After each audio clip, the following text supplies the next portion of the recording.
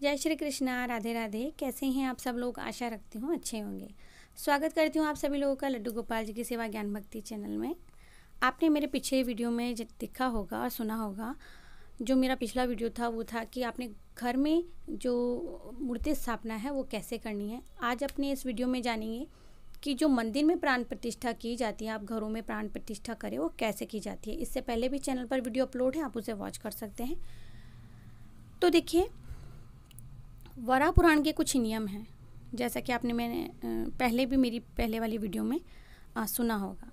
तो वराह पुराण में मूर्ति पूजा के संदर्भ में कुछ बताया गया है, कुछ नियम हैं, उन बातों का हमें ध्यान रखना चाहिए या ध्यान रखना होता है। जो भी है, सनातन धर्म में देव उपासना के लिए प्राण प्रतिष्ठा अनुष्ठान में विशेष पूजा की जाती है। स्थापित करने से पहले सर्वतोभद्र षोडश मातृका एवं नवग्रह पीठ स्थापित और गणेश पूजन एवं एक कलश स्थापना के साथ में विधिवत पूजन किया जाता है। लगभग एक सप्ताह तक चलने वाले इस अनुष्ठान में शोभा दर्शनीय होती है। सबसे पहले मैं एक बात बता दूं कि ये चीज़ मैंने अपनी आंखों से देखी है। जैसा कि मैं पहले भी बता चुकी हूँ कि मेरे घर में प्राण प्रतिष्ठा हुई थी, जो कि 6 दिन तक हमारे यहाँ सुंदरकांड के पाठ हुए थे, रामायण के पाठ हुए थे, और इसके बाद में हमारे यहाँ दुर्गा माता की और श्री हनुमान जी की मूर्ति प्राण प्रतिष्ठा हुई थी, जो कि अभी भी है।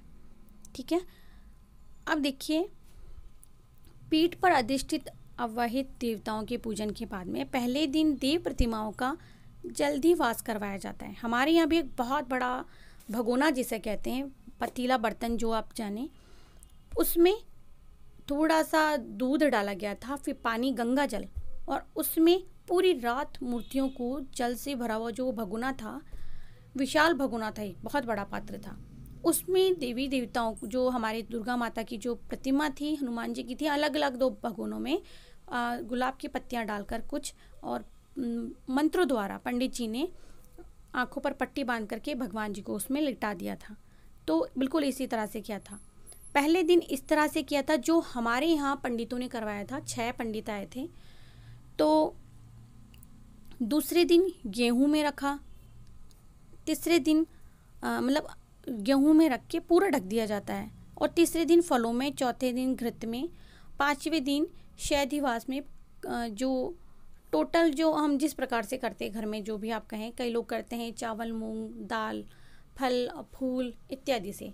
सबके अपनी अपनी अपना अपना तरीका है, आप किसी पंडित से भी पूछ सकते हैं।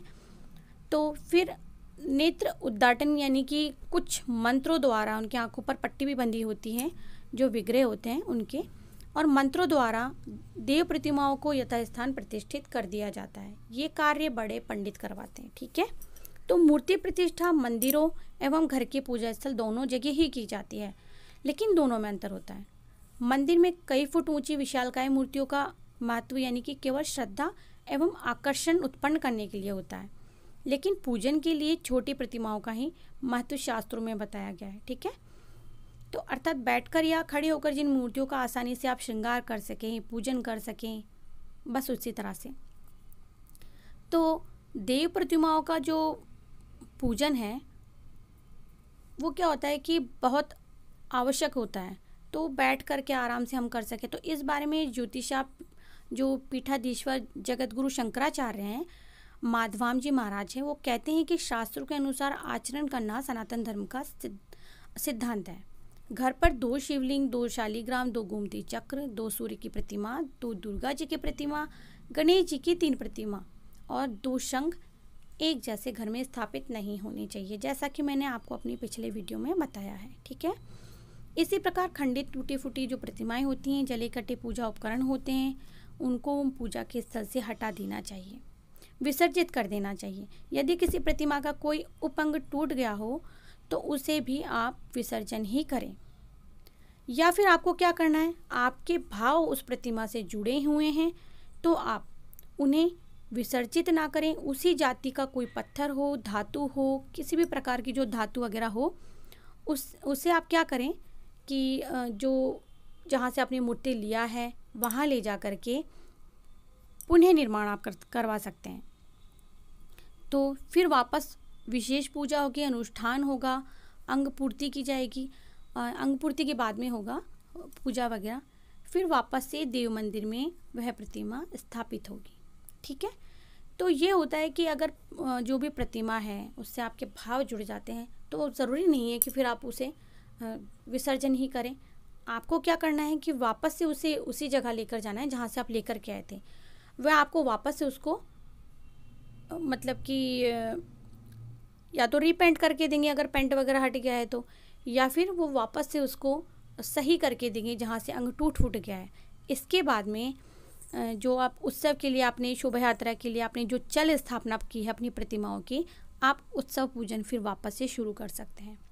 ठीक है, तो ये प्रॉपर सही जानकारी मैं आपको दे रही हूँ। तो प्रतिमाओं के पूजन के समय दिशाओं का भी बहुत महत्व होता है।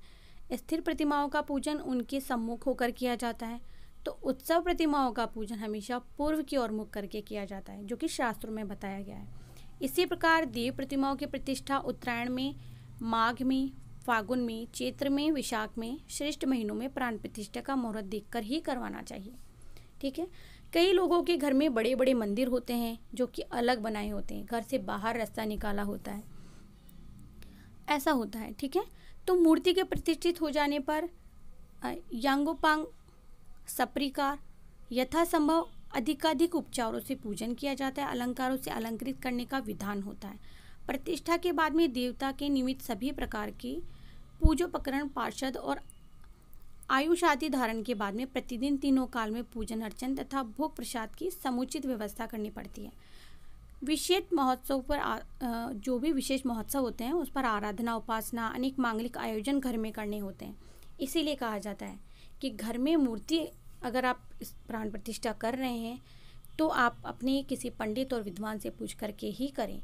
जितनी बड़ी मूर्ति आप रखेंगे घर में उतना ही आपको उनकी सेवा पूजा नियम निभाने होते हैं। ठीक है, तो अब देखिए, इससे सिद्ध होता है कि देवोपासना के लिए सनातन धर्म का एक सबल आधार मूर्ति पूजा है। इसका अंग होने पर आप या अंग एक कारण ये भी हो सकता है कि मूर्ति प्रतिष्ठा भी उतना ही महत्वपूर्ण कार्य है जितना मूर्तियों में मंत्रों की शक्ति से जब प्राण प्रतिष्ठा होती है तो उनमें देवत्व का प्रवेश हो जाता है, जो विधिवत पूजा से फलदायी होती है। ठीक है, तो मैं यही कहूँगी कि आप जब पूजा के लिए मूर्ति स्थापना घर में करवाते हैं, पाषाण मूर्तियों की प्राण प्रतिष्ठा करवाते हैं, तो इस बात का स्मरण आपको रहना चाहिए। शास्त्रों में किसी पाषाण प्रतिमा और पार्थिव मूर्ति की प्राण प्रतिष्ठा बहुत सांकेतिक है। सनातन धर्म में पाषाण की प्रतिमा बनवाने के पीछे जो गूढ़ उद्देश्य हैं वह यह है कि परमात्मा के प्रेम, भक्ति, श्रद्धा हमारी दृष्टि इतनी सूक्ष्म और संवेदनशील होती है कि हमें संसार की सबसे जड़ वस्तु यानी कि पाषाण में भी परमात्मा के दर्शन होने लग जाते हैं, वह साक्षात हमें दिखने लग जाते हैं। किंतु वर्तमान समय में हमने इस तथ्य का विस्मरण करके एक अलग ही परंपरा निकाल दी है। आजकल ना भगवान की स्थापना ना केवल दिखावे के लिए की जाती है। जैसा कि ऐसा मैं आपको एक बात बताती हूँ, मैं चैनल पर हूँ, मैंने कम से कम 3 साल पहले या 2 साल पहले एक जगह जो ब्रास का एक सेट दिखा था, राधा कृष्णा का आइडल दिखा था, बड़ा मन हुआ था कि मैं ले लूँ। लेकिन अब ना कुछ ऐसा हो रहा है कि 2-3 जगह से मैसेज भी आते हैं कि दी प्लीज़ हमारे यहाँ से मूर्ति लीजिए, आप देखिए बहुत अच्छी प्रतिमा है। हम लोग कंफ्यूज हैं। अभी भी मेरा मन तो यही करता है कि मैं ब्रास के लेकर के आऊँ, लेकिन हस्बैंड और बेटा कहता है कि नहीं, हमें कई बार दर्शन हुए हैं कृष्ण जी के, तो आप पत्थर में ही लेकर आइए। अब हमारे पंडित जी से बातचीत चल रही है, लेकिन बिना अच्छे से बातचीत किए या बिना अच्छे से पंडित से पूछे बिना मैं ये स्थापना जो है इसका निर्णय यूं ही हंसी मजाक में नहीं ले सकती। इसके लिए हमारे यहाँ बहुत बड़ा प्रोसेस किया जाता है। जैसे कि हमारे पापा जी के यहाँ हुआ था, तो उन्होंने तो प्राण प्रतिष्ठा करवाई थी, लेकिन अगर जब भी मैं लेकर के आऊँगी तो मैं प्राण प्रतिष्ठा नहीं करूँगी। तो मैं क्या लेकर के आऊँगी, सेवा मैं कैसे ले सकती हूँ, मेरी क्या औकात है। देखते हैं भगवान कब हमें इस लायक बनाते हैं, इस लायक समझते हैं कि वह अपनी सेवा हमें देंगे, सेवा का मौका हमें देंगे। तो प्राण प्रतिष्ठा जो है बहुत ही अलग प्रकार की विधि है। प्राण प्रतिष्ठा जब हम घरों में करते हैं वो एक साधारण प्राण प्रतिष्ठा होती है, बिना मंत्रों द्वारा प्राण प्रतिष्ठा अधूरी होती है। लेकिन वही बात है ना कि हर कोई नहीं करवा सकता है, तो ज़रूरी नहीं आप घर में, जब कई लोग राधा कृष्ण आइडल लाते हैं या दुर्गा माता का आइडल लाते हैं, 5 दिन का प्रोसेस करते हैं, तो उसमें भी यही बात होती है कि आप इससे तो अच्छा है कि आप स्थापना करें, पंचगव्य से स्नान करवाएं, पूजा और भोग प्रसादी या आरती वगैरह करके और सभी में प्रसाद वितरण करें, आप चाहें तो महिलाओं द्वारा घर में मंगल गीत गवा सकते हैं, जो कि हर किसी के घर में होता है। ठीक है, तो सबसे अच्छा होता है स्थापना। हम मंदिरों में अगर करवा रहे हैं तो प्राण प्रतिष्ठा, और अगर यहाँ किसी के बड़ी प्राण प्रतिष्ठा होती है मंदिर, जैसे मंदिरों में होती है, मंदिर अलग होते हैं, तो क्या होता है कि उन्हें प्रॉपर वही विधि अपनानी होती है। बस आइडल लाने से पहले आपको कुछ विशेष बातों का ध्यान रखना है कि आपको जब शॉप पर आप जाएं तो देखिए कि कहीं से भी जो आपकी प्रतिमा है वो खंडित ना हो, हाथ पैर मुंह जो नैन नक्श बने हुए वो तीखे हों। फिर बाद में आप घर लाने के बाद में सोचें कि हम तो इनको बदलवा के आए, चेंज करवाएं, तो वो नहीं करवाना है। वहीं से आप देख करके लेकर के आए, भगवान से हाथ जोड़कर आग्रह करें, प्रार्थना करें कि प्रभु आप हमारे घर पधारें, हमें अपनी सेवा का मौका दें।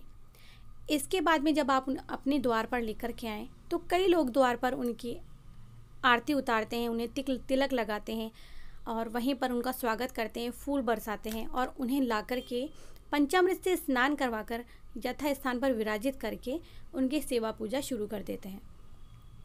आप चाहें तो इस प्रकार से भी करवा सकते हैं। ये एक प्रॉपर अच्छा प्रोसेस है जो कि घर में किया जा सकता है। स्थापना विधि इज़ द बेस्ट। तो अगर आप लोगों को ये वीडियो पसंद आया है तो प्लीज़ वीडियो को ज़रूर से लाइक करें, चैनल को सब्सक्राइब करें, फ्रेंड्स फैमिली में शेयर करना बिल्कुल भी ना भूलें। और जिन लोगों ने चैनल को सब्सक्राइब कर लिया लेकिन बेल आइकन का बटन प्रेस नहीं किया है तो please press the bell icon button, ताकि नेक्स्ट वीडियो की और बिफोर वीडियोज़ की आपको नोटिफिकेशंस मिलती रहें। तो मिलते हैं नेक्स्ट वीडियो में कोई भी प्यारा सा टॉपिक लेकर के। तब तक के लिए जय श्री कृष्णा, राधे राधे।